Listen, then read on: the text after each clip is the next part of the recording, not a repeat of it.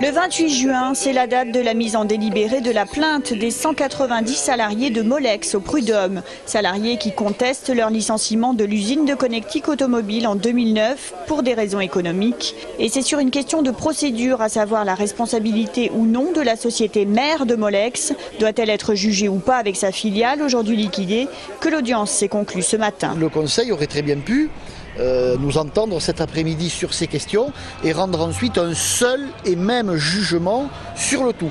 J'ai le sentiment que le Conseil avait un peu décidé avant que nous n'intervenions qu'il ne s'interrogerait que sur ce point. On est parti pour quelques années. Moi comme d'autres, on ne se fait pas d'illusions sur la procédure qui va être longue. Sur ce fond judiciaire, il y a la sortie d'un livre écrit par des journalistes, syndicats filous, salariés floués, qui révélerait la présence d'une taupe envoyée par la direction au sein même du syndicat lors du conflit social. Il s'avère aussi que le gouvernement aujourd'hui, après les organisations syndicales, notamment la CFDT et la CGT, qui disent qu'ils font de la politique. Donc c'est peut-être une coïncidence, mais enfin les élections présidentielles approchant, c'est une coïncidence au moment, je pense.